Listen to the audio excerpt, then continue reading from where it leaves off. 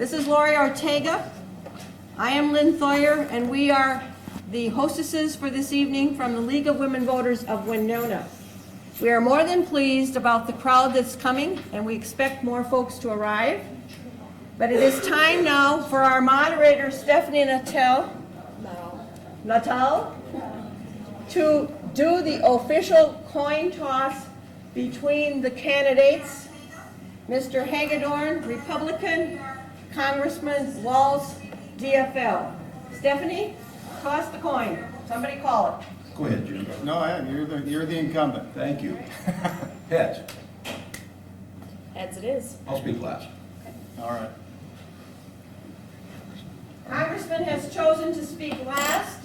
He is seated here. Tim? Thank you. Jim speaks first. He is seated here. We will now go over some of the rules for our audience. First of all, both of the candidates have with them their campaign managers. Gentlemen, would you introduce yourselves as the campaign managers? Lon, first shot. Terry Morrow for Congressman Walz. What would your preference Our moderator will be seated here. Preference for address, first name, The candidates here. The media table for newspaper and blogging is here. And you can all see the television studios that have come from Wisconsin and Minnesota. And Michigan. Yay! Tonight, Lori is going to introduce our question sorters and our timekeepers. Okay, so our question sorter from the League of Women Voters is Sue Rorick. Sue, raise your hand. Got it. Next to her is Will Reicher, and she will be seated in the next chair. Representing AAUW, a co-sponsor is Bev Spandy, and then it's Kathy Woods, representing Winona State University. Our timekeeper is Mary Morgan, league member, and she has the signs. It is 2-minute opening, 1 minute question response, and 1 minute closing. I want to explain what's different about how we're starting this form in terms of questions. We actually do. Okay, what we're going to do tonight is because it is a league-sponsored form for a national office. We're following rules from national. So we are doing 5 non-partisan questions that are sanctioned by the state office and the national office for the League of Women Voters. If you're curious about our issues that are on League of Women Voters Minnesota.org, and we have at least 10 current active positions that we do believe that from the local level to the federal level should be addressed by local and state and national government. So with that in mind, we are taking our prerogative first. Following that, we're putting priority on the questions from this audience. We will be circulating here, and we will be feeding them back to the table, and those ladies will select them. Okay? Any questions from the audience? Write your questions down, that is how we accept them. We will not take any questions that are derogatory, name calling, out of bounds. They need to be thoughtful, interesting questions that will educate the voters of southeastern Minnesota. That these gentlemen wish to represent. And please hold your card so that we can retrieve the cards from you and we will get them up to the question sorter. If you need more cards, also just hold your hand up and one of us will come and give you a blank card. Folks, we are obviously, we'll have better audio when we start the debate. This is pretty much just the instructions for the audience and the candidates. But the candidates do have microphones, and we'll be able to hear them quite clearly. So just like you're hearing me now.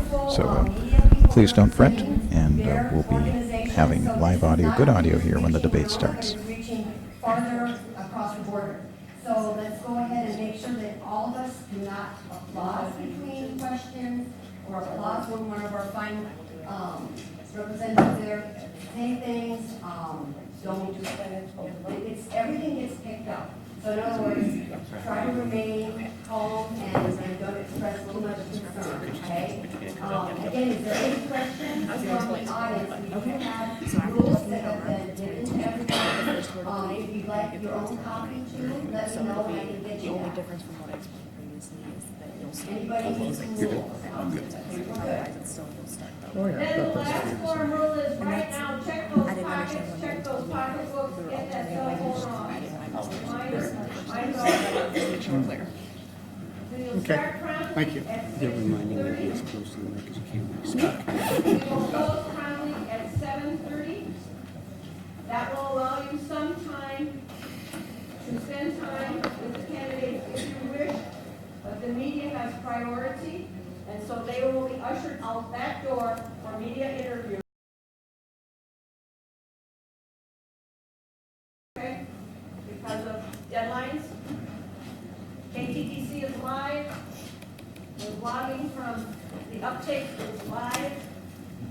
And of course, we have some live streaming going on too, I think, with some of our reporters. So with that, any other questions? We will ask you to remain silent during this taping. It is a live broadcast. That's no cheering, no jeering, no hand clapping, no ruckusing.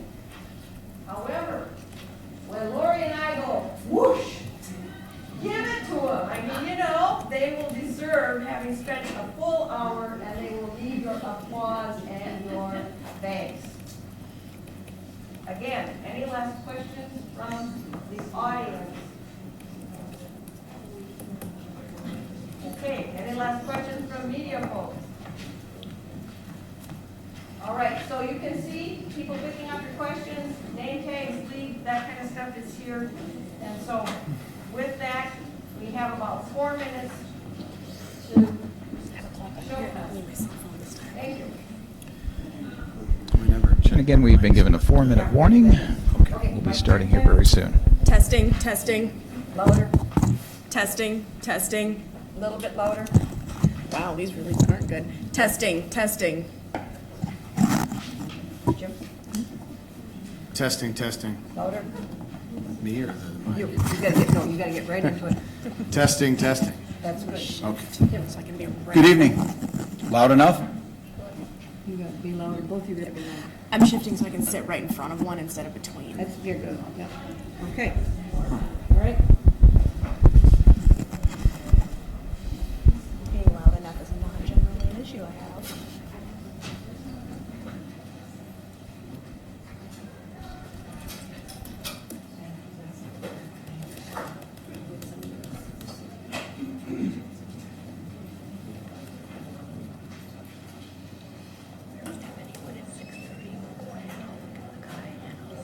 We've just been advised by the media to avoid touching your microphone. It makes a loud noise.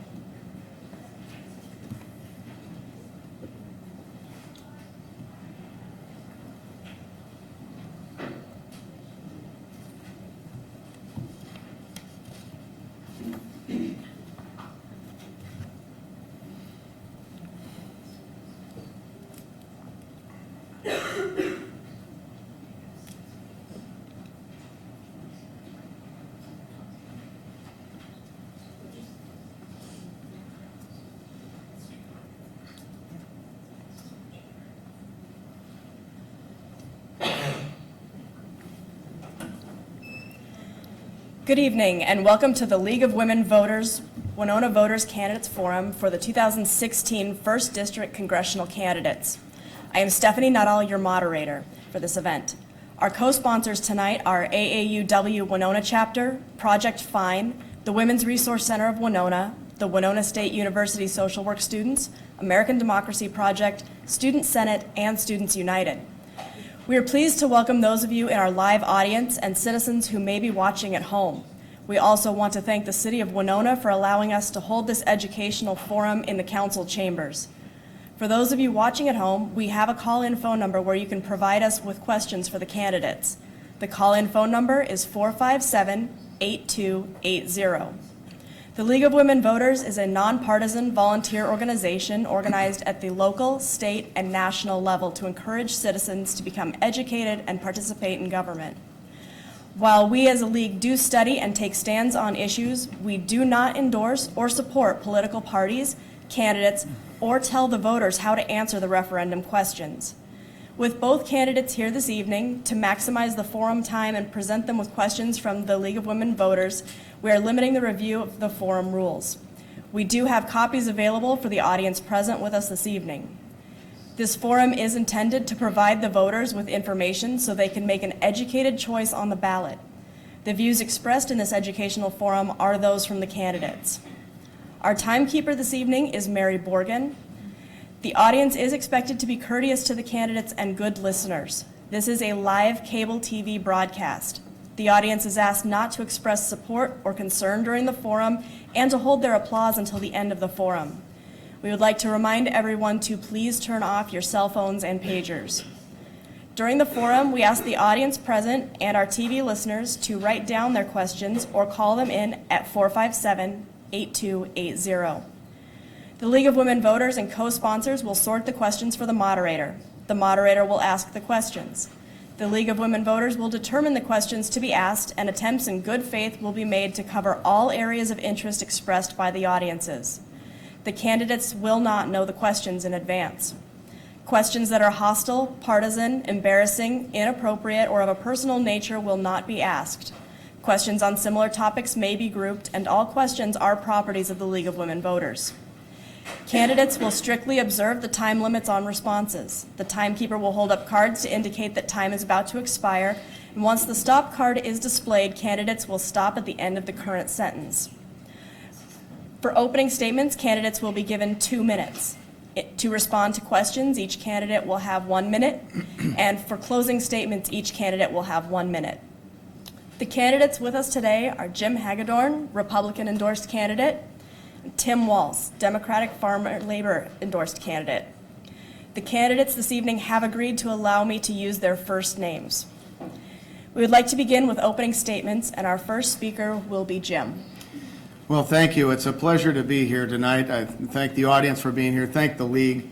I'm really excited about this opportunity. Congressman, it's nice to see you 2 days in a row. We were just in Mankato yesterday for a debate. And I told this story yesterday. I'm going to tell it again. On the way up from Blue Earth, which is where I live, that's where I was born, where I reside today, went up to Mankato and happened to pop into a merchant store there. And I talked with a young man who was working there. And he said, Hagedorn, how should I know that name? And I said, well, I happen to be the Republican candidate for Congress here in the 1st District. And he said,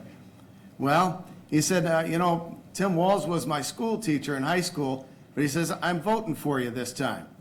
And I said, okay, I don't understand. He says, well, I voted for him twice, but I'm voting for you this time. And I said, why? May I ask you why? And he said, I don't know how to put it, but he's become one of them. Now, let me tell you why I'm running. I'm running because I believe our country faces some serious problems that are not being addressed at the national level. They haven't been addressed for some time. Our borders are not secured. We have too many people flooding into our country from nations that hate America. We're in trouble there. Our economy is bogged down with far too much government, and I don't believe that our God-given rights are being protected properly. I'll talk tonight about the solutions on those issues, forward-looking. On the other hand is my opponent. Congressman Walz has been in Washington, D.C. for 10 years. He doesn't have much of a record of solving the big national issues that he went out there seeking to solve. In fact, he's voted with President Obama on the key issues to move the country far to the left and to cause things to make them even worse. Things like Obamacare, things like cap and trade, things like open borders, things like abortion in the 7th, 8th, and 9th month of pregnancy. I look forward to a spirited debate and a discussion of the issues. Thank you so much. Tim? Well, thank you. Thank you to Jim for being here again. That kid must not have got an A in my class. I don't know what happened there. To the league and to all of you, thank you for engaging in our democracy. To all of the folks, especially the Winona State students who are here, giving of your time tonight, it's admirable. And to all of you, you're here for one very clear reason: you love your country. You understand that democracy takes more than just voting or having an opinion. It takes being engaged in what's going on. This is an appropriate room for us to do this in, because I've watched democracy work in this room. It's in this room that I sat with you as we planned, figured out, and recovered from the floods of 2007 and 2010. It's in this room that we sat and convened the first in the nation forum dealing with rail safety, especially with the movement of Bakken oil that threatens our communities and threatens our rivers and our resources. Without the false choices, we can move our resources and do so safely. And it was in this room that we started the talk with a coalition that was so broad, and a special thank you to Della and the Chamber, where we got the new bridge that goes across the river. These are the things we can do together. These are the things when we work to solve problems, not to point out faults or not to find partisan differences. I spent my career as a high school teacher. I was the football coach at Mankato West, who, by the way, it looks like may win state again this year for the 5th time. I spent 24 years serving in our armed forces, retiring out of the National Guard after 24 years. I have the privilege and the responsibility of being the highest-ranking enlisted member of our military to ever serve in the United States Congress. And from all those experiences, what I've learned in this is we're in this together. It's not about me. It's not about my idea. It's not about what I'm going to do. It's about what we can do together to preserve and move towards a more perfect nation, to ensure that our citizens have the basic rights and the basic access to things like health care, clean water, good jobs, and a good education. I've served you in the last 10 years doing that with dignity, and have distinguished myself as being one of the top 4 in the entire Congress, House, and Senate most bipartisan members. Thank you. Thank you, candidates, for your opening statements. We're now ready for our first question. We will start with Jim. How do you propose to address the most important challenges facing our country? Well, I think we have to identify them, and that would be a big disagreement between the congressman and myself. I believe that our country is in trouble. The first responsibility of anyone who serves in the United States House of Representatives is to defend the United States and protect the American people. That isn't being done. Our borders are not secured. We brought in over 800,000 people during the Obama administration alone from countries that hate America. We've ended up with a terrorist recruiting problem in Minnesota. I've called for a refugee resettlement program timeout because the current system isn't working. We need to make good on that. And so first and foremost, we have to defend the country. I believe there's been too much political correctness in those issues. I believe people like Congressman Walz, when he says about my approach for a refugee program timeout, that's un-Minnesotan, he said. Islamophobic, racist, bigoted, on it goes. And I think we have to stand up, stand for principle, and identify the problem and solve the problem. Tim? I think by recognizing what James Madison and the founders understood in Philadelphia in 1789, they came out of that contentious constitutional convention and they asked Madison, the author of the Constitution, tell us 3 things about this new Constitution. And he said, compromise, compromise, compromise. We understand what gridlock gets us. We understand that when people freeze and will not improve upon anything, we see the bickering, we see government shutdowns, we see the inability to move on issues that should not be that difficult to solve because everything is filtered through a partisan political lens. So what I would say is the first thing I would do this term, and what I've been doing all along, is building the strongest bipartisan record in Congress, being able to move things in the most ineffective log-jam Congress there's been. I've been able to move more bills than anyone else in the Congress. The last one I was able to do right before we came back was a trails bill with Cynthia Loomis in Wyoming to make sure that the beauty of our national parks is being kept up, and we're able to make sure access to those natural wonders, those God-given gifts that we have, are kept up. We did that in a bipartisan manner at a time when they said nobody passes bills before you go to vote. We did. For our next question, we will start with Tim.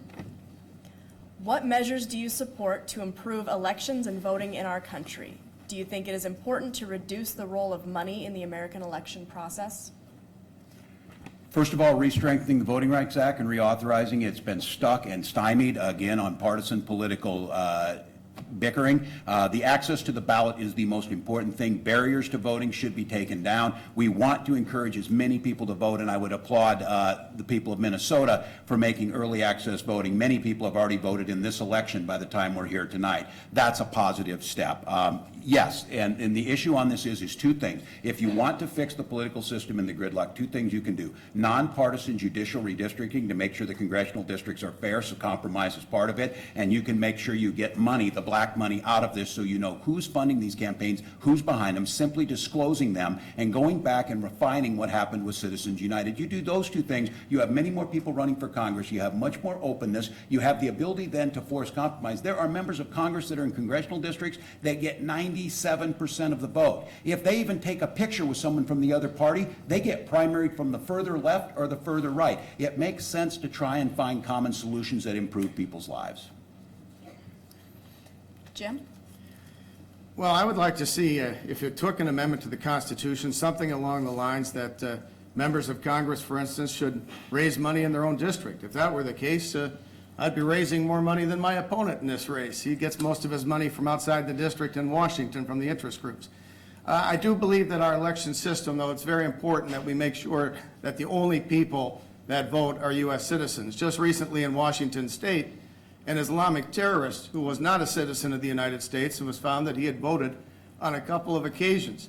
That's not right. In the state of Virginia, it sounds like there could be as many as 1,000 people who have registered that shouldn't be voting. So every time that happens, a U.S. citizen's constitutional right is nullified, and so I'm very concerned about that. I do understand that the states run the elections, and I hope in this election we won't have any of that. For our next question, we'll start with Jim. What kinds of policies will you pursue to promote social and racial justice in our community? Well, it's an interesting question, and I think it lends us to move in this direction. We want everyone to have a fair chance. A colorblind society would like to see people be able, because of the content of their character and their ability, to be able to move up and succeed. I don't necessarily believe that government has to be there every step of the way, trying to make sure that it's all, that there's affirmative action and things of that nature. What's been going on, though, in our country with the racial divide, some of the problems associated with the police and everything else, I'm very concerned about that. The Black Lives Matter movement, I believe, is extreme. I think that all lives matter. I believe that we should support our police, and I also believe that it's every citizen's duty to obey the law and respect our police. Tim? I think it starts with education, making sure that access to education, especially early childhood education, where we don't get an achievement gap that leads to long-term problems, where we see economic gaps stem from that. I think criminal justice reform is something everyone is looking for. The state of Pennsylvania now spends more on incarceration than they do on higher education. We can do better than that. We can figure out with an understanding that 95% of people who are convicted of crimes end up becoming our neighbors at some point or another. So I think those two things start to address the issue. And then I think it's bringing people together, not finding the divide. And this is one thing that I'm very proud of. I have a wide spectrum of people who support and endorse me, from social justice groups who are concerned what's happening in some of our cities, but also the Minnesota Police Officers Association who endorsed me. You have to find someone who can bring people together, that we can come and solve these things. This is not an insurmountable problem. It is the challenge of a diverse society, but the diversity gives us our strength. So it starts with getting that education, getting people on equal footing, giving them opportunities, especially economic opportunities. For our next question, we'll start with Tim. What should government do to provide an equitable, quality public education for all children pre-K through grade 12? Yeah, well, the research shows, and I spent my entire career doing this. The last year I was teaching at Mankato West, I taught geography till 11th grade. And in that classroom, I had a 16-year reading spread from about second grade to postgraduate. And what the issue then was, is it was so difficult. If the content knowledge was government or the content knowledge was geography, we had a very difficult time. I think one of the solutions to this is making sure that we're smartly targeting early childhood education, making sure that pre-K, because that education gap and that reading gap, if you don't close it by about age 7, this is a terrifying statistic. We can look at reading scores for our second graders and predict with 90% accuracy who's going to graduate from high school and who's not. That leads to a lifetime of problems, a lifetime of social problems, and what we should be targeting is smart how we get that in the community. And I am open for the idea that that is going to be a public-private partnership to try and target that, and I think that's where you start to shrink that gap, you start to shrink the differences, and you start to improve people's lives across the spectrum. Jim? This is where I have an advantage of not being captive to the education unions and others, the big union bosses. I think we have to think out of the box. You brought it up. The people in the inner cities, many of them are not receiving a quality education, and that's been going on for decades. We have to think out of the box. How do we limit our federal government, take the power, send it back to the states and the people? I believe in school choice. I think the dollars should follow the kids, not the kids following the dollars. Make the parents in charge. Make the children and students more in charge. And then have competition, whether that's home schools, public schools, military schools, parochial schools. Once we do that type of thing, you're going to see an explosion of opportunity, and the parents will be in a very strong position to make sure that their children are being properly educated. For our next question, we'll start with Jim. What will you do to support a vibrant economy in southeastern Minnesota? Well, in southeastern Minnesota, it's the same as the rest of this district. Our district goes from South Dakota all the way over here, Iowa up about 80 miles. It's an agricultural-based district in many ways. There's a lot of manufacturing I know here in Winona. Our ag economy and our overall economy are in trouble, and it's in trouble because we have too much government in the economy. The regulatory process, the regulations coming out of Washington are bogging down the economy. We need regulatory reform. I hope we get into that a little bit later. We also need to eliminate some of these big government programs that are stifling growth and taking a lot of capital out of the economy. One of those would be Obamacare. That is a big drain on the economy. That's a big problem. I've talked to local merchants here who tell me that, and we'll hopefully talk more about that. We need welfare reform, so we have work for welfare, and then U.S. energy independence. When we pay more for our energy, our electricity, our transportation, our prices for everything, that takes money out of your back pocket. That takes money that could be going to other purposes. If we place downward pressure on that, we're going to bring back our manufacturing jobs, have high-wage jobs, and strong economic growth. Tim? I think we as a nation need to have a conversation on workforce training and the role of education. We do have manufacturing jobs that are coming back. We can outproduce the rest of the world. Our quality is better. The thing that you hear in all of the businesses throughout southern Minnesota, they can't find the workforce to get it there. Once they do, we're not training those things in schools. I think there is an opportunity for us to look at education reform in a manner where we're approaching things. The noble trades of understanding how we manufacture or how we do the things with our hands. Housing is another issue. We have opportunities for people to come in, no place for them to live. These communities, and we've tackled this with summits and things, we've brought people together. I do agree with Jim on the energy independence issue. So I'm very proud to have worked on those issues, and I think here in southern Minnesota, on the way up here, I saw 3 solar farms along the way. We know that we're producing natural gas, the ability to innovate in a way that makes sure that we're not beholden to countries. It makes no sense to import $1 billion in energy every day to countries that hate us. They'll hate us for free. Let's grow it here. For our next question, we'll start with Tim. Many statements have been made about the issues that need to be corrected in the Affordable Care Act. What can be done to reduce the premium costs that are rising every year? For example, ours went up over 30% last year. We're hearing it will be up again this coming year, maybe as high as 40%. First of all, that is correct on the individual market, and we should be addressing it. We've got about 4 or 5% of our population that is paying way too much for health care. The issue is with the ACA, it is helping people. We've seen premiums amongst employer plans stabilize at about 3.2 to 4%. That's the bulk of where people get their insurance. We no longer have pre-existing conditions. We no longer have lifetime gaps. Women are no longer discriminated against, and we put the onus on preventative care, which for the first time in 50 years is starting to bend the health care cost. It doesn't remove the fact that we need to move forward. Obamacare, as you hear it said here, what it did was, what the ACA did was, is it started to do some basic reforms. It started to make sure that we reduced in half the number of uninsured Americans, making sure that everyone had access to that. That's not only ethically right, it's good for the economy. The individual markets, some of the things the states can do, we can redraw the risk corridors. We can start talking about how we expand those markets to maybe broader, where they can purchase more power, have better purchasing power. But the issue on this is to not step forward and build on the successes is going to push back the progress we've made. Jim? Obamacare is the worst vote Tim Walz will ever cast as long as he's in Congress. It's a monstrosity. It's driving up costs for a heck of a lot more people than 4 or 5% of the population. If you think that, you're 100% wrong. I was talking with Bernie Brenner here in town at Knitcraft. I toured his plant. He talked to me about the way Obamacare is hurting his workforce. For 50 years, they used to share profits. Then Obamacare came along. No more profits to share in that area for the employees. In fact, instead of having insurance paid for by the company with no deductible, now they've got a deductible of $1,500 and they're paying over $1,000 for their insurance.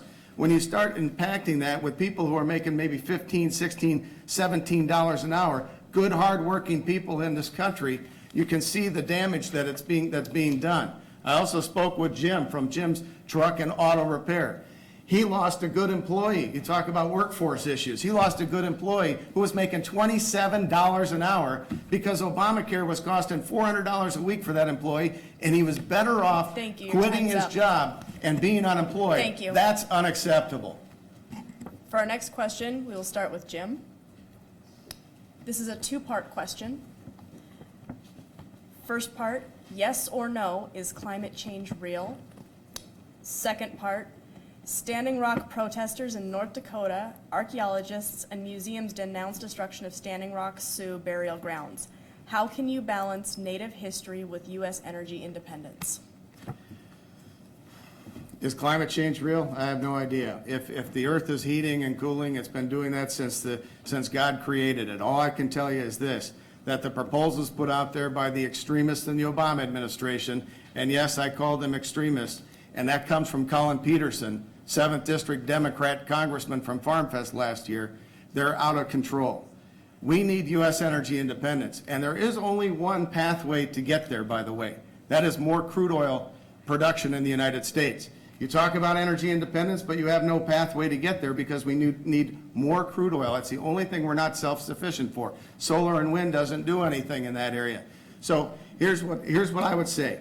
The EPA needs to be reined in. The Congress should be deciding whether or not regulations against the coal companies and others should be implemented. We need to have U.S. energy independence and keep the downward pressure on cost. If we do that, we can grow our economy and bring back manufacturing jobs. It's very important. Tim? You asked a specific question. Yes, it is happening. The fallacy here is that it's a choice between energy production, job growth, and doing the responsible thing of making sure an existential threat to the planet and future generations is not addressed.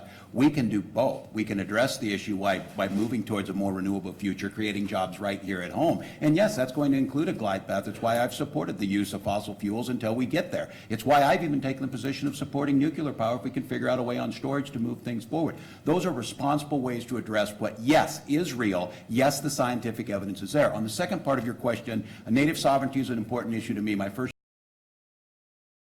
I taught 4th grade at Wolf Creek Elementary School. The issue of the pipeline, the problem with this started is for the companies, it was permitted. The permit process went all the way through. The permit was granted, and the pipeline started. I think it's a very challenging situation now because I do not deny the sovereignty rights, or I do not deny the archaeological history is critically important for us to preserve, but it's hard to go back after you permitted the pipeline.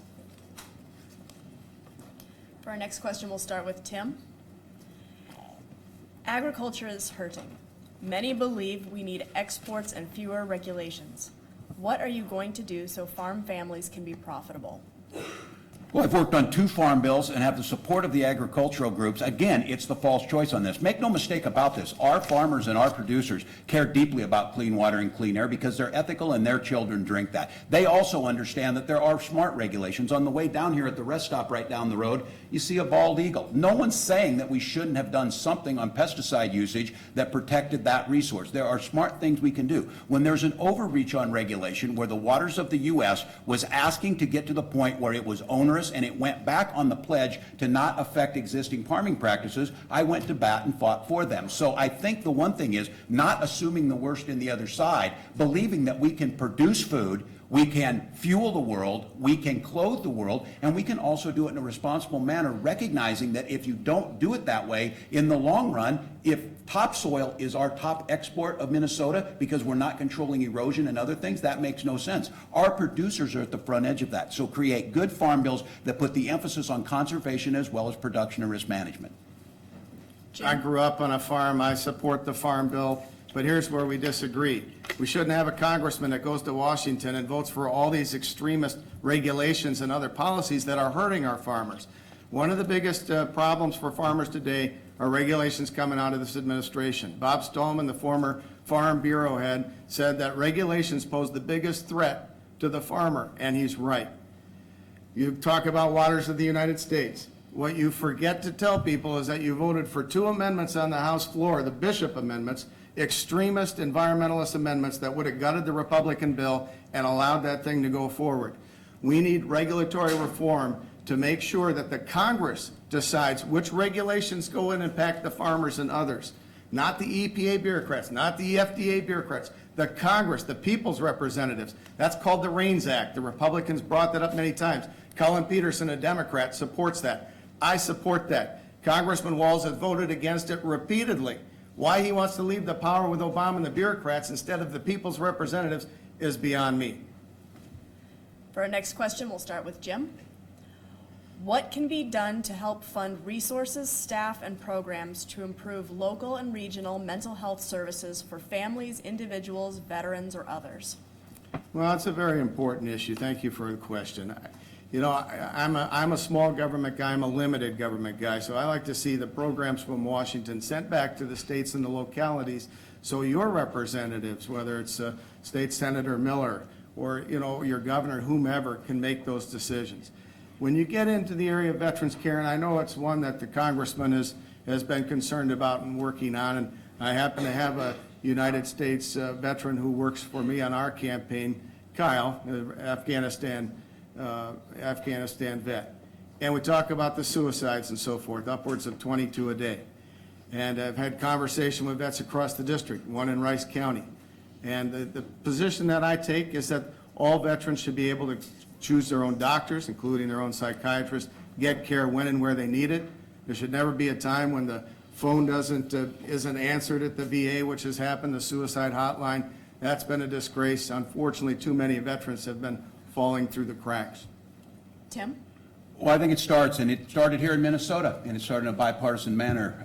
Congressman Jim Ramstad, Republican, and the late Senator Paul Wellstone worked for the first time to make mental health parity, saying that mental health should be held on the same status as physical health. And what that did is it made the insurance companies recognize that and then pay for those treatments. Now, the tricky part of this is there are not enough providers. We have thousands of openings for folks. We do not graduate enough people in this. That's why I think there's some good brain-based research, some good stuff coming out of community-based, peer-to-peer type of therapies and programs we're working on. That's why I'm incredibly proud of the bipartisan work we did on the Clay Hunt Suicide Prevention Act. Clay was a Marine. I'll tell you a little bit about him later, from Afghanistan and Iraq. Is the American Psychological Association said it was the single biggest change in pulling down the barriers to access to mental health care in the last 30 years. So I think the two things coupled, making sure that the funding is there, especially those with insurance, and then making sure to folks. For this question, we'll start with Tim. Once again, we are hearing about more corruption in government-run services. Not long ago was the Veterans Administration problems, and yesterday we heard about further Medicare fraud being uncovered. What are you positioned to do to clean up the corruption, and is this where the Affordable Care Act is also headed? Well, I think you always have to assume that. I think we need to be skeptical. The problem I have is that in the VA committee, which I will tell you, that the Republican leadership on the VA committee has been outstanding. Jeff Miller and the members that I serve with on that, there is no separation with us on this issue. We are unified on this. We have the same mission and the same goals. But I will tell you this, we have 2 staffers on the Oversight and Investigation Committee, on the VA committee. There were 11 on the Benghazi committee. So we have to decide how we're going to put our resources, where are those issues. And like any large bureaucracy, they can be prone to going awry. That's why the oversight needs to be there. That's why you need to have folks who understand this, making sure it's there. And again, it is unacceptable if it is an oversight in Medicare. It's unacceptable if it's Wells Fargo. It's unacceptable if it's Google looking at our emails. That's why oversight, and that's why when people disdain that you need regulation or you need an outside observer, that is not government. That is you having a voice there to see that. So I think you always assume that, prepare for it. Jim? Well, I'm going to address the issue that I think you touched upon. It makes some sense. Look, another reason that I have an advantage in this race is because I have seen the inside of the bureaucracy, and I was one of the few people ever to downsize government and downsize my own agency with something called EFT 99. That's what you're looking for, is the people to go out to Washington, identify problems, and then take steps, even if it means closing down their own agency or whatever. I think that's very important. We need civil service reform in the United States. We talk about maybe firing and demoting veteran, VA employees when they make mistakes against veterans. We should do that. But we should also do that across the board. If people in HHS or EPA or other agencies for misconduct or other reasons, they should be fired and demoted in an expedited way. Now it takes something like 700 days to make a change for a federal employee. Nobody gets fired. It's very rare. So I would be someone who would want civil service reform. The government unions give him a lot of money. I don't think he'll ever support it, but that's where I am. For our next question, we'll start with Jim. What would you do to create a fair and just pathway to citizenship for immigrants? Well, I think we need legal immigration. Legal. This has gone on for far too long. My opponent is for open borders, and he's voted for Obama's amnesty. That's unacceptable. That's not what we need. We need to secure America's borders and have a legal process to citizenship. And the other thing about that is, 15 years after 9/11, think about it. We still haven't fixed the visa and passport system. We have people roaming around in our country, up to 5 million. We don't even know who they are. We don't know where they are. We don't know what they're doing. If you remember on 9/11, several of the hijackers from Saudi Arabia and other countries overstayed their visas. They were out of compliance at times. We could have another 9/11, unfortunately, brewing.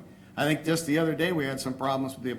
So we need to secure our borders, have a legal system for immigration, make sure that we have a work program so people can come here and fill jobs and build up citizenship, but we have to have a process that's orderly, and I completely and 100% oppose Obama's amnesty that my opponent voted for. Tim? Well, surprisingly, we have a little bit of an overlap of agreement here. The legal immigration system is what needs to be addressed. That's where the problem is. When we talk about legal immigration reform, that's about updating the technology, making sure we have digital fingerprints, all the things necessary, because every sovereign nation has the right to secure its border. That's why quite some time ago, many years ago, 4 I believe, the United States Senate passed with an unimaginable amount, above 70 votes, to do comprehensive immigration reform. It has never seen a vote in the House of Representatives. President Obama took an executive action because Congress was doing nothing to forward that. It's an agreement in this country that you should come to this country in a legal pathway. If you come here and play by the rules, pay your taxes, work hard, you should be able to join the American dream just like our immigrant ancestors did that. And you can do that by having those systems in place, but still respecting our values. We are stronger because of our diversity. We're stronger because of the access of the skills that come here. And it is not insurmountable, but you cannot get it if you refuse to bring the very vehicle to fix it to even a vote. Our next question, we'll start with Tim. What specific steps would you take to address the inequities facing women in our country? Well, first of all, I championed the Lilly Ledbetter Fair Pay Act. It's unconscionable. I've got a 15-year-old daughter. It's unconscionable when she would hear that on parity, women are making 78 cents or less to the dollar. I think it comes by our rhetoric and our language. I am troubled, as I think most of you are, by the presidential campaign and the language that's being used. We're better than that. We can start to make sure that that happens, and then making sure that we have adequate access to education again. Again, it's something that in 2016 seems beyond me that we haven't furthered that, but the fact is we still are paying less to women for doing the same job. Access to the marketplace is harder. Without paid family leave, that makes it more difficult for women to further their career, to move back into the workforce after having children, and I think it just makes good economic sense for us to do that. So I think those are some starts. The Lilly Ledbetter Fair Pay Act was a great first start towards equity. Jim? I'm for equal opportunity for everyone, and I think the time has come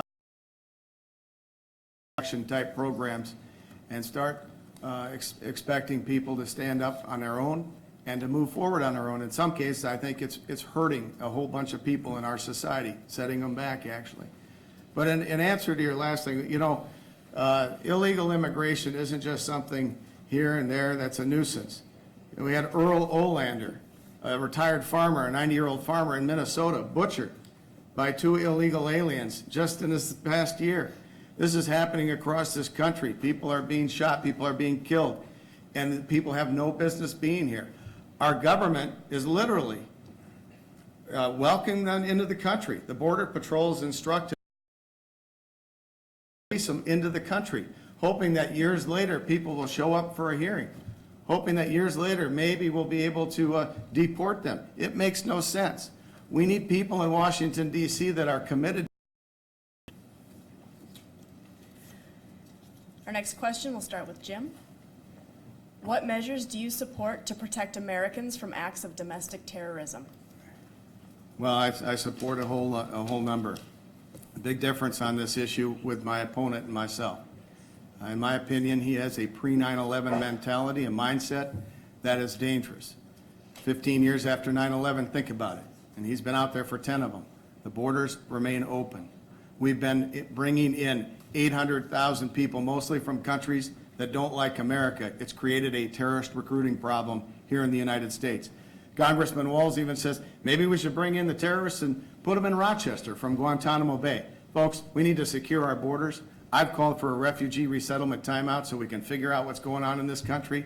And we don't need to be bringing Khalid Sheikh Mohammed and those Islamic terrorists in Guantanamo Bay and relocating them to Rochester, giving them the Miranda rights like Congressman Walz. We need to give them the last rights and protect our country. Tim? I spent my entire adult life, 24 years in uniform, and a deployment in support of Operation Enduring Freedom, which was the war against global terrorism. We do need robust military action where it's needed. We need to have coordination amongst the agencies to make sure that we're talking amongst one another. We've started to see that in the basement of the Pentagon, where agencies, intelligence agencies are working hand in hand with the military. But we also need to understand the final solution to this is certainly not going to be a military solution, and it's going to last quite some time. We're going to have to recognize it. An expert was in testifying a few weeks ago in Congress and asked how long will this take on that specific issue, and he said 25 years or more.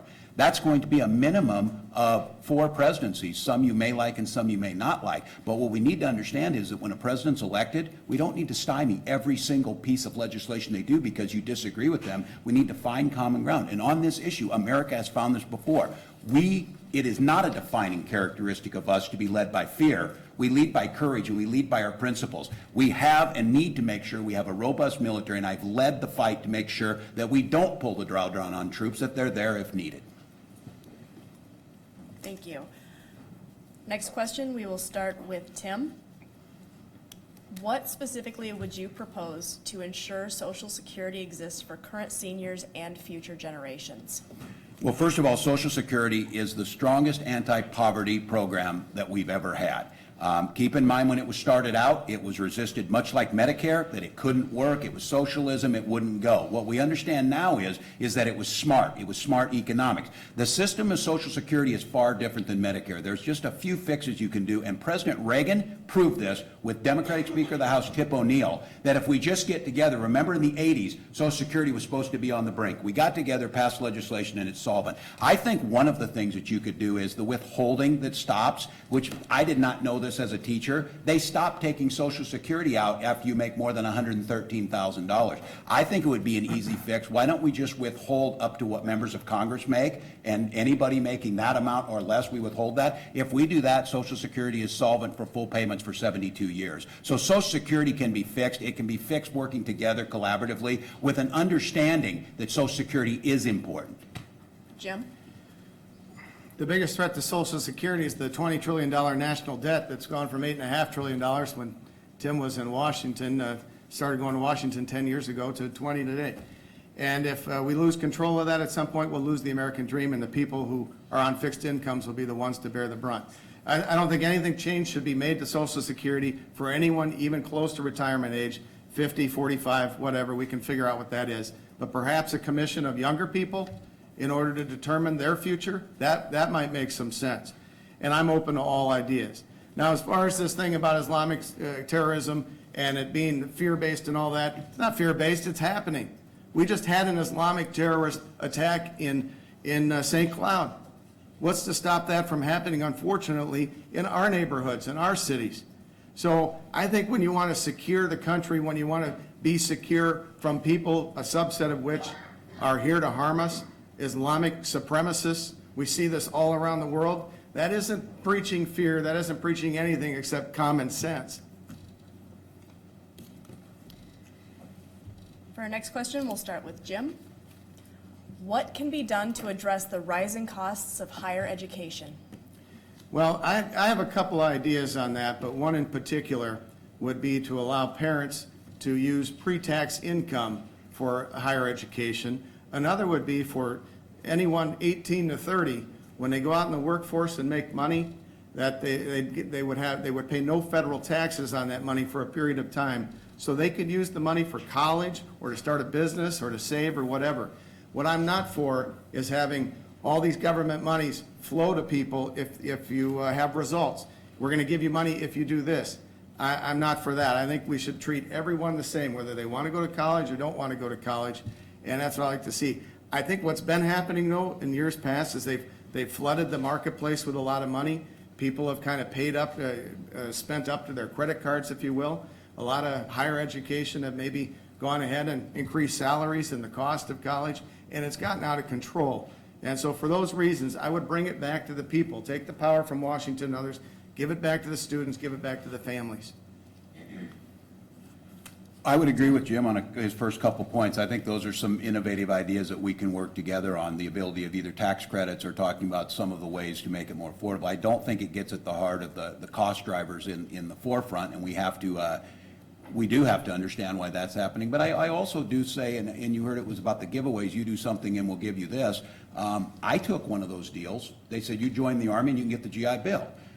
It was a good deal for the country. It was a real good deal for me because if my father had died, we didn't have any money, but I was able to pay for college without taking student loan debt, and I paid it back since then with a working income and taxes. I think there's the capacity there that I really think, and there's young people in the room, I'd be interested to hear their feedback. The military is not for everyone, nor should it be. We have an all-volunteer force, and I fully support that, but national service as a way to get in there. Maybe there's other things that you can do, and you can receive some portion of that. Maybe it's helping in inner-city reading programs or in rural areas. I saw it here this summer with the feeding program down at the library with our young people when the bus came up. That's a fabulous program. That makes great sense. There's maybe some things in there that young people can do, and we can make that work. But I do think if we don't address it, it's an absolutely catastrophic event, both for the economy, and I think it's unconscionable as us as a generation. If you had a minimum wage job when I graduated from high school and worked the summer, you could pay the tuition for a year at the University of Minnesota. This generation is not getting the same square deal that we got, and we've got to figure out how to do that because it's not lip service.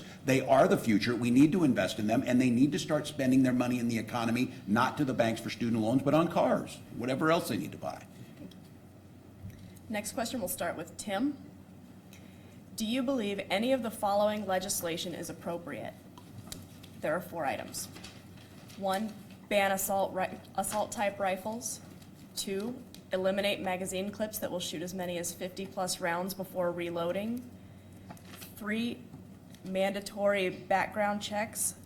Or 4, hire enough people to carry out legislation and prosecute those who do not comply.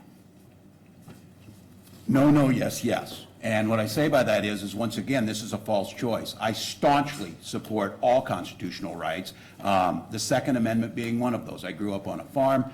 It's something that was part of our culture, that responsible citizens have a constitutional right to own firearms. But the issue on this is no one should think it's acceptable for a terrorist to be out there and be able to get a weapon, and no one should think that you shouldn't just have to go through. Every gun I've ever bought, I did the NICS background check and they were able to provide it back. The problem is if you don't fully fund that system, something I've asked for, it's very difficult to get an accurate readout. And again, the false fallacies on this is well, the criminals are going to do it anyway. That very well may be true, but I think most law-abiding and most responsible gun owners are perfectly fine the ability to go purchase a weapon, make sure they're not a felon, make sure they're not a terrorist to the best of our ability, and then make sure that we abide by that. So there is, again, there's the potential to get this fixed, and I think it shows once again that I have the potential to bring groups on both sides together in support of a solution.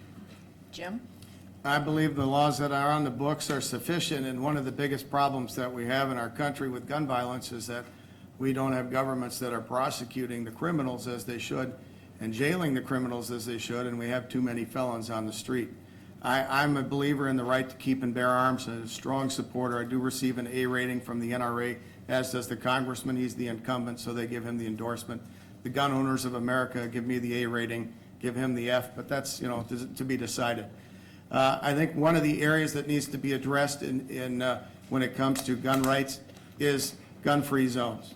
We've seen too many times in the last 10 years when gun-free zones on military bases, for instance, have allowed Islamic terrorists and others to butcher our soldiers who were unprotected on base, didn't have the chance to conceal carry or protect themselves in any meaningful way.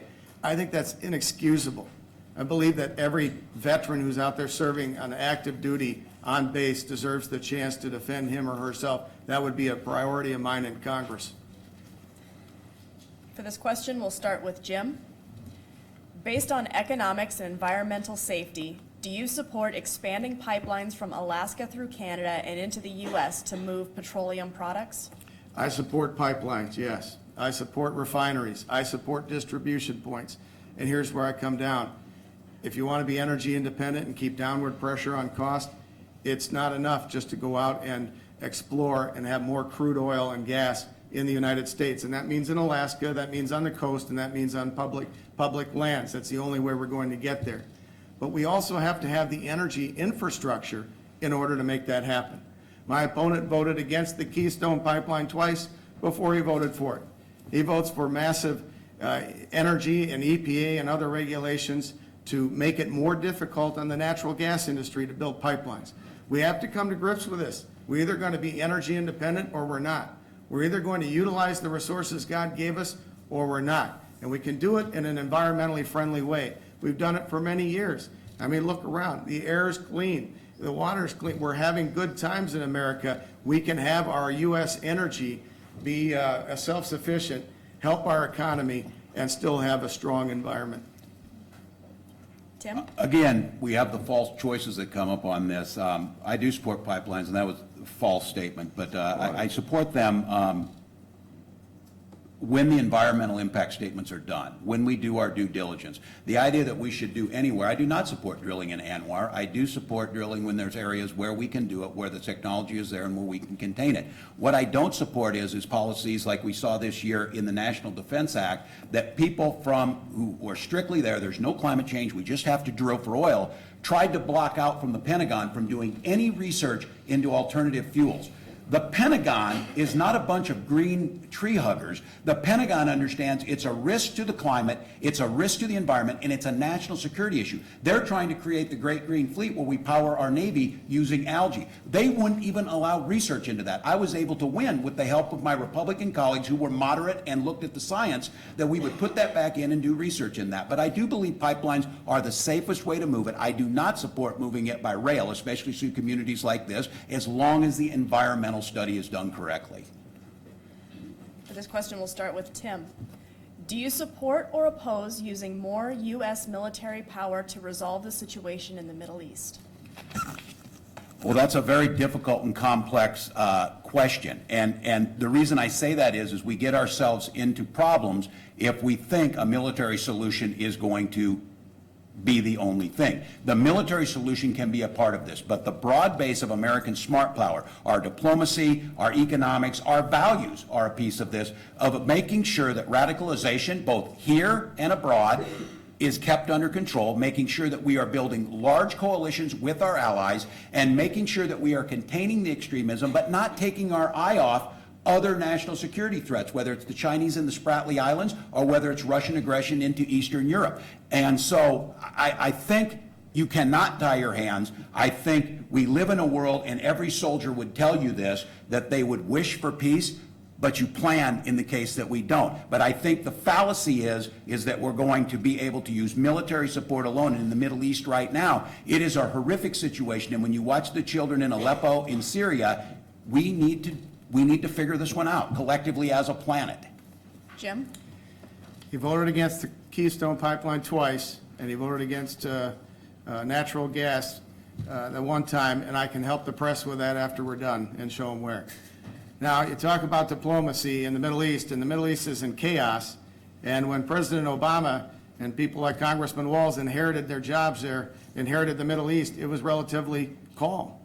Iraq was okay. We had a stable government there. Then they pulled the troops out in such a way as we didn't keep the peace. Now we have ISIS and chaos. Libya was a stable government.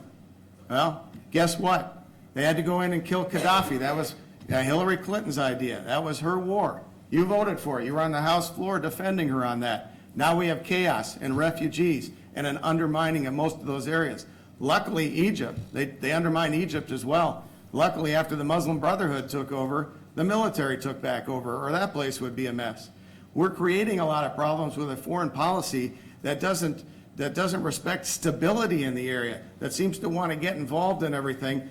Both administrations, the past administrations, have made mistakes. Thank you. Your time is up. No doubt about that. This question goes to Jim. What measures do you support to ensure fair elections and encourage voting in our country? Well, I thought we already worked on that, but look, the elections are run by the states.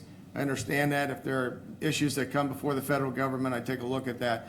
But I think the main thing that we have to focus on right now is making sure that every citizen's right is respected under the Constitution. And when people vote in elections who have no business voting in elections, whether it's this fellow in Washington State or whatever, then you're nullifying a U.S. citizen's right. So I don't think we've had too many problems like that in Minnesota. I guess my Republican friends would say, well, don't forget about that whole Al Franken election a few years ago, but that's something for another day. Tim? The integrity of our voting system is absolutely the most fundamental piece of our democracy. The ability to do peaceful transitions after you've lost an election and know that the results are fair is absolutely critical.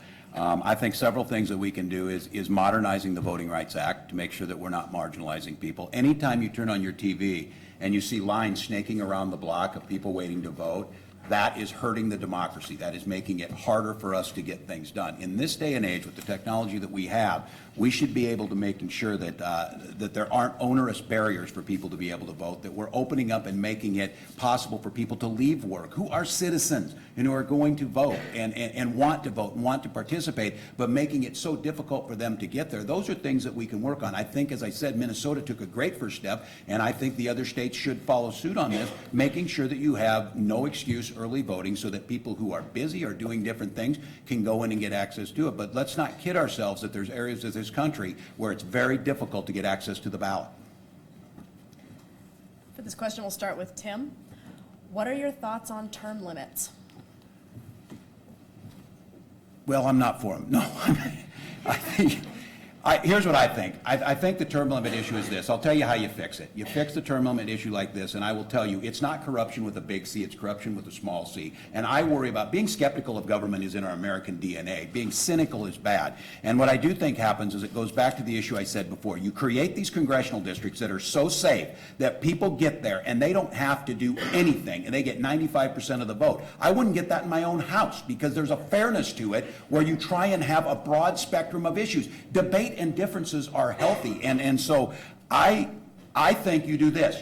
You do nonpartisan judicial redistricting to get these districts as close as you can to being fair, and then you get the money out of politics or make it fair and transparent, and what you would get is a whole bunch of people running. In states that do something similar to that, incumbents get reelected 56% of the time. In states that don't, it's 90%. And there you make sure if you have a good legislator doing good work, they can continue on. If they're not, you can remove them. Jim? I think 10 years makes about sense. That'd be about right.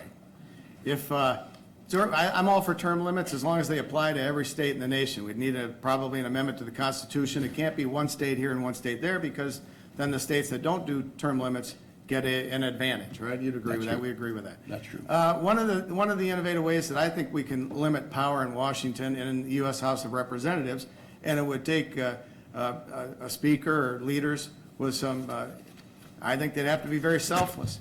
But to stand up and say that after a period of time serving in the House of Representatives, maybe 6 years, 8 years, 10 years, 12 years, whatever it is, you lose all your seniority. You go back to the worst parking spot, the worst office, the worst committees, whatever, and no one's going to call you Mr. Chairman again for a while, or you're all the way down the line. And pretty soon you'd find that there'd be a lot of members of Congress that would say, if I'm going to lose out on my position here in the House, I think I'll just go ahead and retire and move on. So, there are ways to limit power, but it takes selfless people in Washington to get it done. That would be something that I would encourage them.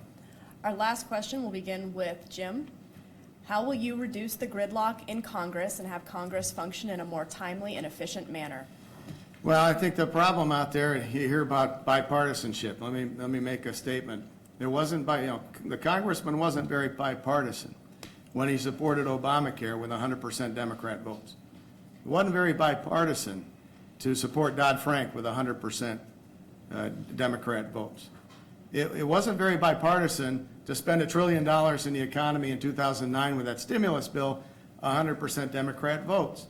You put these things in motion, the big problems of the day are created, and then when some of us want to come along and make big changes and there's gridlock, they go, oh, look, nobody can get along. Well, I stand for big change. I stand for big change at the border. I stand for big change with refugees. I stand for big change in the economy with government reforms. That's where we need to be. Big ideas to solve big problems.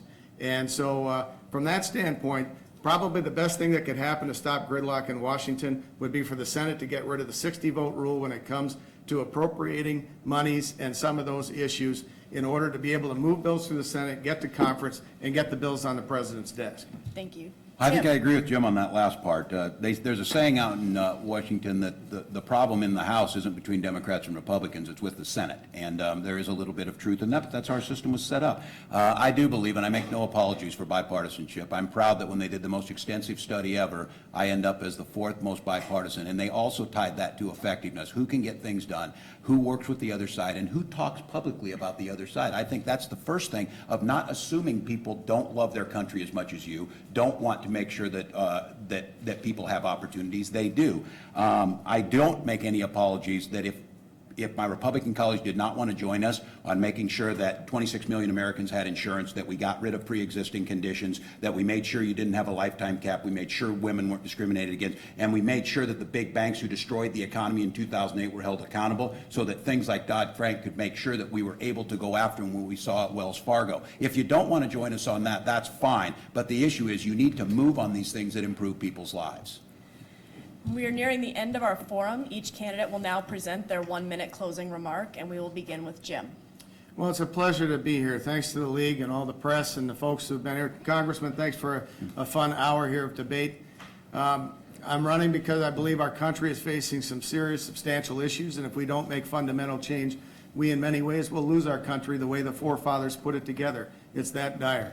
I'm running on big ideas and big solutions to defend our nation at its borders, to defend our nation from people coming to America from countries that hate America. I'm running on big ideas like regulatory reform, tax reform, energy independence, and protecting our God-given rights, the right to life, the right to keep and bear arms, and the right to religious freedom.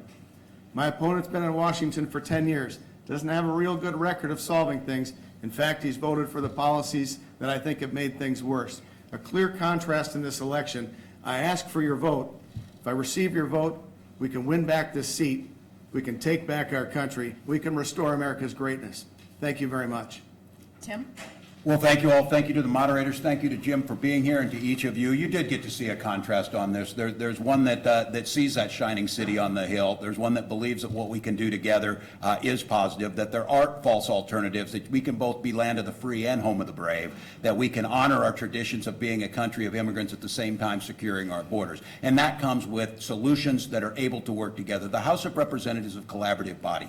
If you can't get 217 of your colleagues to do something, it's not going to move forward. And guess what? You have to get the Senate. And guess what? You have to get the presidency. And the beautiful nature of this system is we have divided government. We have divided government amongst the branches. So the key to this is respecting people's opinion, having solutions that hold true to those principles, but use innovation, use science, and use what we can do together. If we do that, we've proved it time and time again. America has always been great. It didn't stop being great, but it was towards a more perfect union. That's our generation's responsibility. That's their generation's responsibility. And together we can make it better. I hope I can earn your support in the coming weeks, and thank you for being here. Thank you, candidates, for an informative event. The League of Women Voters would also like to thank our co-sponsors for this evening and all of our 2016 Voter Services Forums. This evening concludes all of the 2016 Voter Services Educational Forums. Pending the availability of the public access government channels, we do plan to rebroadcast this forum. It will also be posted on the League of Women Voters Winona Facebook page in a few days. All of our previous forums, cities, counties, Winona School Board, and Minnesota Legislature are posted at this site now. If you need to register to vote or change your address, this needs to be done by October 18th, 2016. You can register online at the Minnesota Secretary of State website. You do need a Minnesota driver's license. If you need information on becoming a registered voter, call the Winona County Auditor or the Winona City Clerk. If you are not registered to vote and are planning to vote, you may register to vote online at the Minnesota Secretary of State's office until October 18th for the general election. Minnesota does have registration at the polls, and you may register there. Check the Minnesota Secretary of State's website on the process, as several items of identification must be provided on election day to election judges. MinnesotaLWV.org is a website you may also use for general voter services information. Please vote. The general election is on Tuesday, November 8th, 2016. The polls are open at 7 a.m. through 8 p.m. Thank you and have a great evening. Thank you, Jim.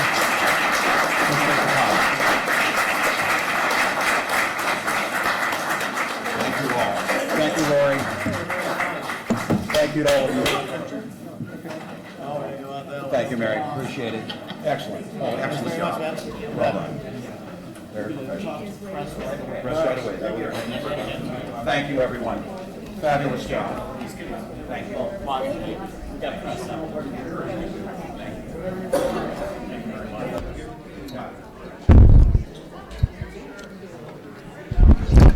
Hey folks, it's Mike. Stick around. We are allegedly going to be talking to the candidates, so we'll try to get you in on that live.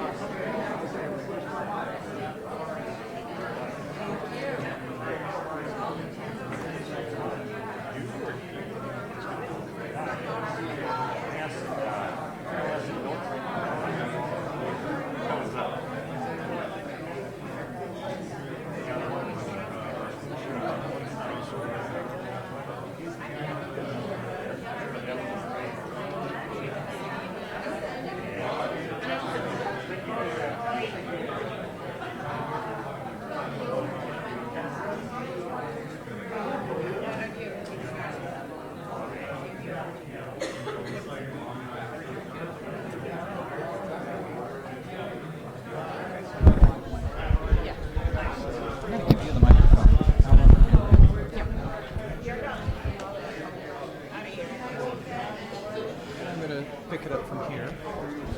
Pull our power. And we're still live, and we should be live as we... We only lost audio for about 5 seconds once, and that's it. And it might have been a Wi-Fi issue on my end.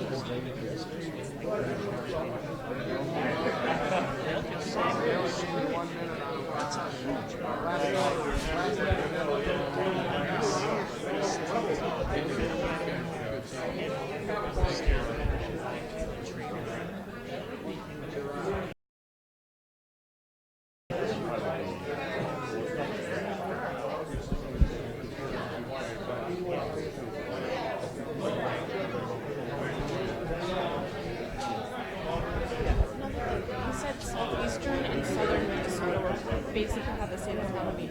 I'd really like to know what difference that, because the question focused on southeastern Minnesota and not southern Minnesota. The question specifically said southeastern, and I want him to understand the difference. Okay. And the other question on public education, he mentioned parochial charter homeschool and things like that. Probably going to get 3 questions. Yeah, I well, guess. these are the things in my brain. Right. The question focused specifically on public education. Okay. Which I noted on Twitter. Not sure if we're doing them in here or if we've got to go outside. We might. I think they said they might be doing them outside of the room. I wasn't sure if you guys had agreed. The interviews are taking place out there. With the media and the No, I didn't. Light's better here. yeah. But the noise is not. Yeah. That's a directional mic, so just get it up and we'll be fine.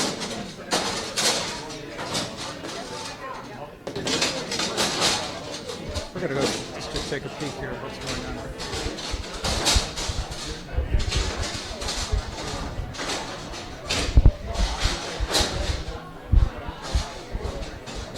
They're still shooting the interview out there.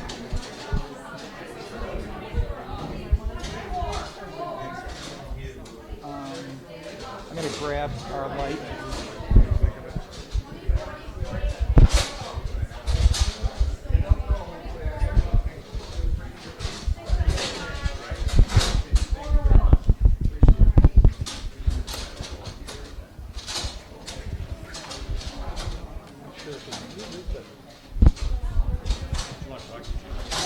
He's willing to? Yeah, as soon as we get done with this one, I'll have him come back in. Okay, all right.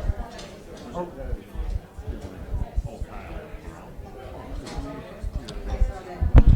So, folks, this is Mike. We are waiting for the candidates. We're going to be able to speak, I believe, to both Tim Walz and Jim Hagedorn. They're doing interview outside with another TV station, but they'll come back in here and we'll chat with them. So, stand by. If you want to meet up with the camera, I can do that too. I just need to get Tim here. Taylor, why don't you go wrangle Mr. Walz and see if you can bring him in here? All right. He's just out there. He just finished his interview.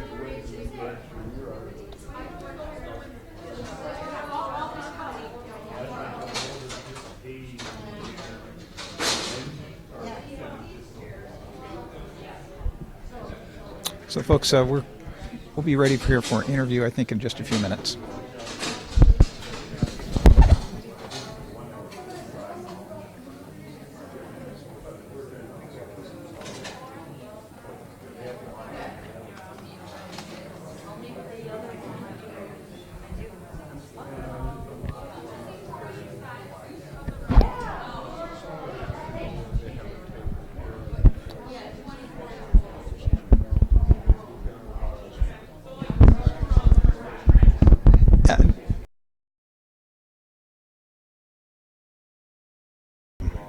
headphones.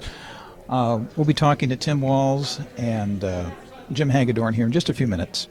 Just a reminder that you're seeing this on the Uptake live because, A, we drove all the way down to Winona, but B, you support us to do that, paying for the gas, paying for the equipment, paying to make sure this stuff happens. And without your support, this debate you would not be seeing live right now, at least not live right here. We've been covering all the major debates across the state. We're the only media organization in the entire state to do all of that. We've covered the Congressional District 8 debate between Rick Nolan and Stuart Mills. We've been covering the race in the 2nd Congressional District. There haven't been any debates between the Democrat and the Republican yet, but there has been multiple debates on the Republican side. We've brought you all of those as well.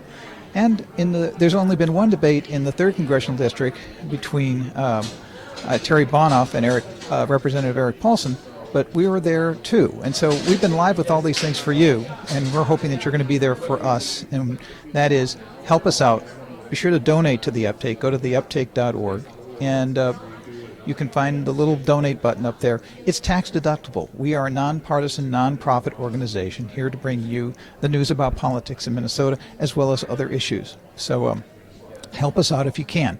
We're going to be talking here, as I said, with Tim Walz and Jim Hagedorn, who just finished up a debate, covered a lot of different topics. Some of them we saw in last night's debate, and if you didn't see that, you can go over to, if you are at the Uptake, you can click that and watch it as well.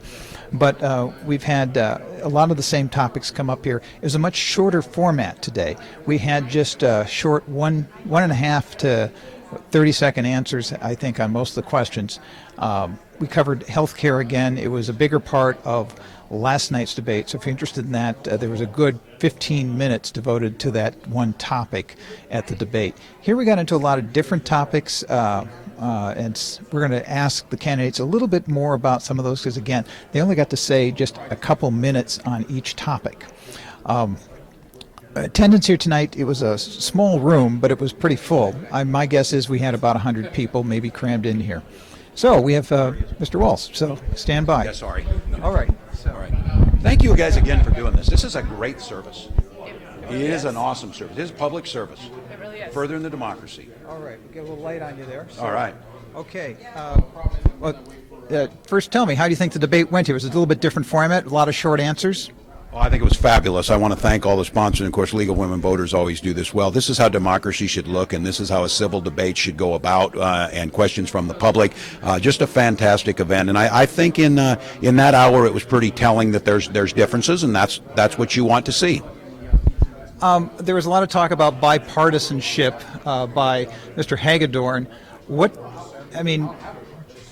does bipartisanship really look like? Can you give me some examples? Yeah, and I'll pass along the study. The Lugar Institute at Georgetown University did that. It's more than just the voting. A lot of those votes are gotcha votes. They're not going anywhere. They're political votes. It goes to, are you sponsoring legislation with someone from the other party? Are you passing that legislation? And then how are you talking about it in public, about the other side? I think bipartisanship starts with the recognition that you love your country as much as I do, that your ideas are as valid as mine, and that we represent different constituencies. And bipartisanship starts with that level of respect and an understanding that we need to move things forward. And I'm very proud to be the 4th most bipartisan member of the House and Senate combined. And I think that says something about the people of southern Minnesota, because that's who they want to elect. They want to elect someone who is not partisan, someone who's willing to find solutions. And like I said, I will not make apologies for making sure more people get insurance. I will not make apologies to make sure the big banks don't destroy our economy again. If you choose not to join in that's not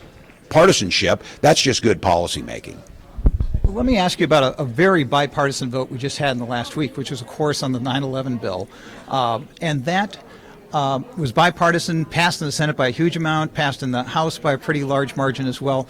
You supported it, yet there's a lot of buyer's remorse that we're hearing from people. Do you think the bill needs to be fixed, and what are your thoughts on overriding President Obama's veto? Well, first of all, I think every piece of legislation is always open to revision. I think this idea that you can't make changes, that's the problem with the ACA. Parts of it are working well, parts of it are not. That's clear. Like every piece of legislation, parts of Medicare worked when we started, parts didn't. And so I think that that's clear. My take on this is that I have, since I've been in Congress, I have felt that the cooperation from a supposed ally in Saudi Arabia has been suspect. I've said that publicly, and I understand that when a member of Congress speaks on that, you have to be careful. But I have just never felt that we were getting true collaboration, true cooperation on that. With that being said, I don't dismiss the president's concerns. I do not dismiss those concerns that American citizens could be put up with that. But I have to tell you, I've met in my office with these survivors of 9/11. There's information out there that they want to get. It took us 6 years. No, it took us longer than that. It took us about 10 years to get the report that was redacted released to those families so that they could see what happened. So again, I would say this: yes, every piece of legislation should be looked at. Every piece should be revised. If this sends a strong message to the Saudis that they weren't getting before, and they're willing to step up and start to address some of these issues, I'm more than willing to revisit that. Do you think it needs any revisions now, or it's okay as it is? I think as now it's doing what it needs to do. But again, as I said, the response will come, and I think we learn more every day. I think the biggest problem in Washington right now is this inability to recognize that all legislation needs maintenance. Just like a car. When it comes out, you're going to have to do things to it. This piece of legislation may be there, but I can tell you that piece of legislation was not taken lightly. It's not that we did not think through all these things. It came out of a frustration and to be quite honestly, kind of fed up with the lack of collaboration with our supposed ally. Anything else that you wanted to talk about tonight or add that you didn't get a chance to during the debate? No, I just think you heard it here, and I think this idea of how we solve problems, it's not for the lack of ideas. One person's not going to go to Congress with all the ideas to fix things. This is a big country with a lot of smart people. The real skill in getting things done, both in Congress and I would say in anything, is a bipartisan collaborative effort. And I stress 3 issues we did in this room: train safety, flooding, and the Winona Bridge. Those are all things that work the way democracy's supposed to work. Citizen engagement, revisions, working towards it to get a common good. And I think that's the message I'm sending. Congressman, thank you so much for your time today. Thank you both. Thank you. Great job. Thank you. This is a beautiful room. It is. It is. You want me or not? You got everything you need? I think I've got everything I need. I wasn't recording on most of it here, so I got to pull it off the YouTube copy. So. I'm just going to give you that. This is that bipartisan index that you were talking about. I don't really need it, but Might you have an extra copy? I might. You know, I only have the back. You can have mine. All right. Thank you. You're working on the story. So. Thank you. Okay, there's Let me go outside. okay.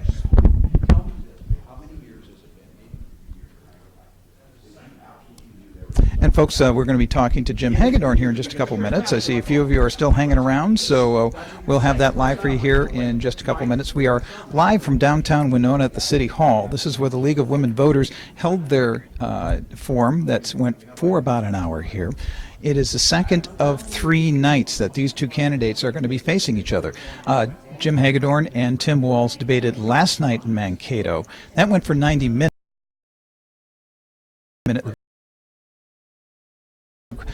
And you can watch this one on replay here just by rewinding and hitting the DVR button below here. So we'll give you the opportunity always to go back and see if somebody said what you really thought they said. And that's one of the nifty functions that we've added here in the last year or so. And that's because you have been supporting us. And again, just mentioning that the only way that we are able to make all of these things happen here at the Uptake is because you support us. A $25 donation goes very far here, further than you probably think in many other organizations, because we don't have that much overhead. You're looking at it. I'm one of the few people that actually is paid a little bit here to work on this stuff. A lot of the people who do the work for us are volunteers and are working very hard to make sure that we get these things covered throughout the state. So I believe, I'm waiting for Mr. Hagedorn. We talked to him last night after the debate. We haven't posted that up yet, but we'll post them both up. So he's going to be coming in just a minute or so? Okay, wonderful. I've been told that he'll be here in just a couple minutes, so we'll wait for that. Again, we have more debates coming up. The one congressional district that has not had any debates so far, that is a very competitive congressional district, is CD2. This is the southern Minnesota district, southern it's just south of the Twin Cities, can include some of the southern suburbs like Eagan and Burnsville and Apple Valley in the Twin Cities, but also basically reaches down almost all the way down to the 1st Congressional District. We're going to be putting those debates up as soon as we see them. Okay. So you have some questions on this one? No. No? Okay. Come on. Okay. All right. Where do you want? Okay. I think right there is pretty good. Let me get this light on this. All right. Okay. Actually, What? if you'd like, I Yeah, why don't you go ahead? You want me to look at you? Yes. Okay. All right. Well, thank you for speaking here tonight. How do you think it went? Oh, it went great. We had a fun time. It was a clear contrast on the issues, and I think I showed that Congressman's been out there 10 years. Things have gotten worse. Some of the votes he's cast have made them worse. And I stand for the big, bold solutions needed in order to defend the country, get the economy rolling, and protect our God-given rights. One of the things you mentioned several times tonight was taking back our country, and that was also in your closing remarks. How would you really define that? What does that look like? It just means protecting the country, securing the country, staying true to the ideals of the country. So when I talk about securing our borders, protecting our country, coming from areas that, for instance, hate America, having a refugee settlement timeout, that's what I mean, take back our country. Make sure that we're protected and we're secure. One of the things that we didn't get into tonight that I wish we had had more time would have been I support the concept, for instance, on refugees of safe zones over in the war-torn areas to make sure that they're close to their homelands. We can protect them. We can do that a lot cheaper than bringing them here. It's $20,000, I think, per refugee. We can care for 10 or 15 people for that kind of money over in their areas. We can repatriate them then to their home countries. It's a win. It would be a win-win as far as I'm concerned. And you also called Black Lives Matter tonight an extremist group. Can you speak a little bit more about that? What makes them extreme? Well, I think any group like that that's organized, that they're funded, they have professionals that go out and protest and riot. We've seen on a number of occasions that they've been out supposedly protesting, but they didn't have a permit, blocking traffic. I mean, look what happened in Minneapolis and St. Paul at the state fair in 2015. And I think it was the 28th or the 29th of August, the Democrat National Committee met in Minneapolis. They passed a resolution in support of Black Lives Matter. My opponent, Congressman Walz, was at that meeting that day when the Democrat Party is on record as supporting Black Lives Matter. The next day, they went to the Minnesota State Fair and disrupted things. They said, pigs in a blanket. Fry them like bacon. Pigs in a blanket, fry them like bacon. Unacceptable. Every Democrat in the country should have denounced the organization and taken back their endorsement. They didn't do that, unfortunately. But when you see across the country, I believe that the group Black Lives Matter has contributed to social unrest, to the deaths of police officers, to rioting, to the loss of commerce and all sorts of other things, and they've done it in an illegal manner in many cases. So I'm a law and order guy. I think that everyone in our society has the obligation to maintain law and order, to obey the law, to respect authority, respect the police, and also anyone who makes mistakes, including the police, should be prosecuted under the law, and it should be equitable, and the law should apply to everyone the same. Wouldn't you say, though, referring to things like Islamic supremacists and Islamic extremists or Black Lives Matter as an extremist group, that that's also leading to social unrest because it's not creating bipartisan, nonpartisan discussion in between different groups that you might not agree with? Well, I'm responding to the problem. The problem in Minnesota is we have a terrorist recruiting problem from existing refugees that came here mostly from East Africa under the current vetting process. That's not my opinion. That's Andrew Lugar, the U.S. Attorney for Minnesota, appointed by President Obama's Justice Department.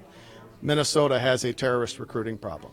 We just had an attack in St. Cloud of an extremist supremacist Muslim who attacked 9 people.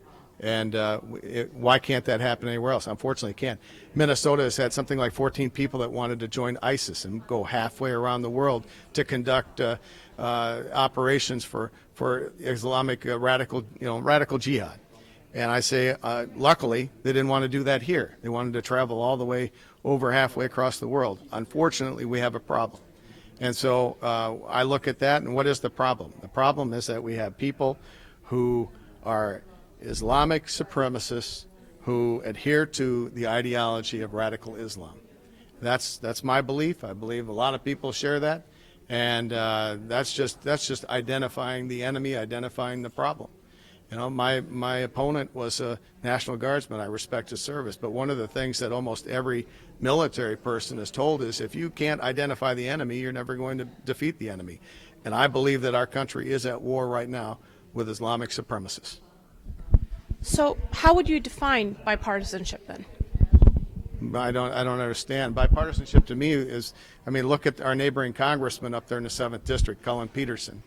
He supports regulatory reform. He supports pro-life positions. He supports, he's against amnesty for illegal aliens. Those are all positions that I share. He and I are very bipartisan. Cullen Peterson and I agree on the issues.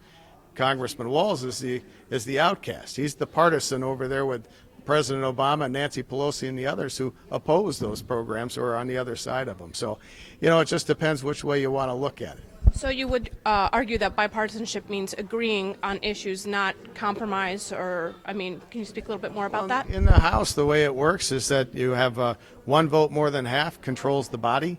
And so you put your bills together. The committees are run by the majority party. I'd be in the majority as a Republican. You put your bills together, you pass them, you send them to the Senate. Where the compromise comes in is when the Senate then moves on that bill and sends it back and they go to conference. And there may be ideas here and ideas there. It's still run by the majority in the House as to who compromises. But it's ideas. Ideas are what matter. President Reagan rebuilt our economy by cutting taxes across the board and deregulating. You know, 10% of the Democrats in the House joined him. Were they bipartisan? Was he bipartisan? I don't know how you want to look at that. He rebuilt America's defenses. There wasn't a lot of compromise in those areas. He had ideas. He sold them to the people. He made it happen. I think that you just go, you stand for principle, you fight for what you believe, you bring ideas to the table, and you make it happen. You know, when I was an executive in the U.S. Treasury Department, I had an idea. I looked at my agency and said, we can be more efficient. My boss gave me the go-ahead. We put a proposal together, a bill, took it to Capitol Hill. I worked with Republicans, Democrats. I worked with the Clinton administration. I worked with interest groups. We brought it all together, and we passed what was called the EFT 99 Act. And it made the Financial Management Service, the agency that I represented as their Director of Legislative and Public Affairs, it closed 4 of their check writing centers. It eliminated the use of checks and moved towards electronics. It saved the taxpayers about $200 million a year. It improved service. That's a way to identify a problem, work with people, make it happen. So I think a lot of it is just the will. Do you have the will to go reform Washington, reform the Congress, not reform the Congress, excuse me, reform the agencies or not? And so in this case, I may have an advantage because I know where those bodies are buried out there. All right. Anything that you weren't able to speak about tonight that you'd like to bring up? No, we had a great debate. We had a lot of fun. So, All right. Thanks for the opportunity. Thank you. You bet. Good to see you. All right. Thanks again. Sure. You're going to follow us around. You won't be in Rochester tomorrow, will you? No, I mean, that's a TV station. They're not going to let us in. So they're taping that, aren't they? They're taping it and then playing it back in half-hour chunks. First half, I think, is. Because what time are you First actually? half is live, and then they're taping the second half for like Friday. Okay.